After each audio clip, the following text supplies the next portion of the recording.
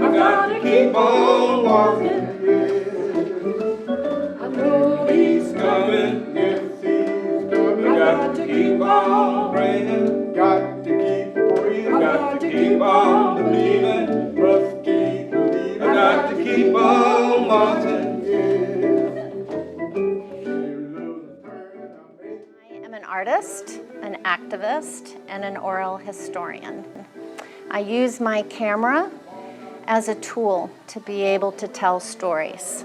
My first big personal project was Tamina, the work that you see here today.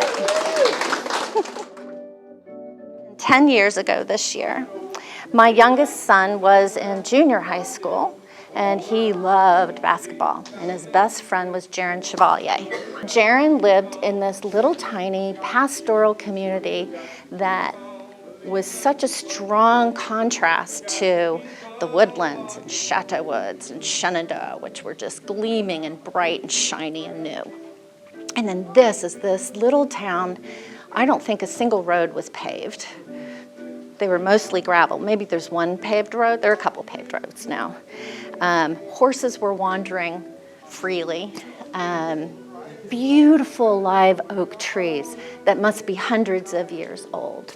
And I was captivated.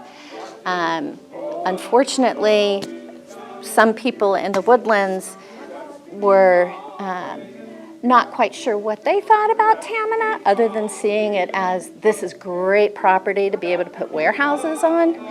And me, who always goes for the underdog, got a little upset about that. So I decided, well, what can I do? Well, I'm a photographer. Maybe I can go in and make some photographs, put together a little blurb book, and deliver it to the library, the Chamber of Commerce, the Woodlands Corp, and maybe get them to see how historically significant this community is.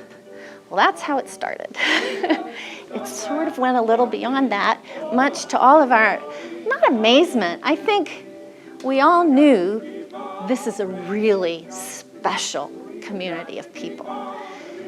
But how do you get the word out? The lesson here for all of you artists, you do not have to know what the end goal is. You just have to have a passion for it. And it will, one door after another, if you're open to it, will open for you. So then, Rita Wiltz, my dear friend, who is my dear heart, it took a while for her to warm up to me. I went to their church, and the minister, at some point of this service, said, anybody who needs to be prayed for, come up to the front.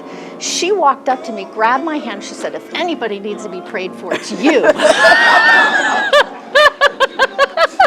And she dragged me up to the front. Everybody prayed for me. And then afterwards she said, why are you here? And I said, I want to celebrate this community. I see something in it that is so special. And she said, well, you just wait here 1 minute. And she disappeared for about 10 minutes, came back with 4 family members representing 4 generations in her family, sat them down, and she said, ask them questions.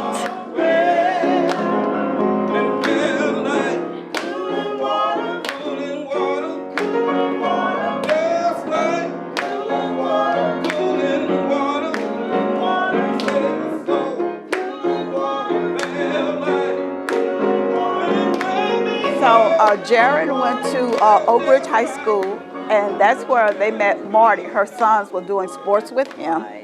And this is their dad. He's a black cowboy, and he lives in Tamina. This is actually across the street from us. Okay. And then this is his little sister, Jada. So this lake is no longer there. This was the lake that was off of Research, and that's where we all got baptized.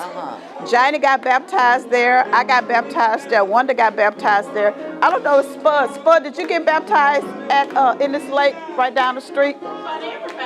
Everybody in Tamina got baptized, and it's no longer there. It's right behind Memorial Hermann Hospital. Okay.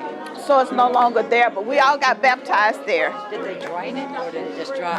No, ma'am, they built over it. They built over it. And this picture is from the Sweet Rest Cemetery.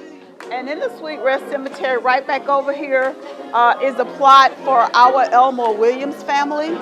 And my great-great-grandmother is buried there. She was 103 when she passed away. And so this is Wanda, this is myself, and this is Harold. And we all grew up in Tamina. I actually still live in Tamina. I have a nonprofit there, Children's Books on Wheels. So we're located in Tamina. And we talked about the stories of the cemetery. We were able to do a map of the cemetery so that the later children could know what their ancestors, where they're buried, so that they would have access to those stories. And that was something that we had done with Robin Montgomery. We were able to do that. And so every grade, it could be 100 years from now, they'll know exactly where they're located.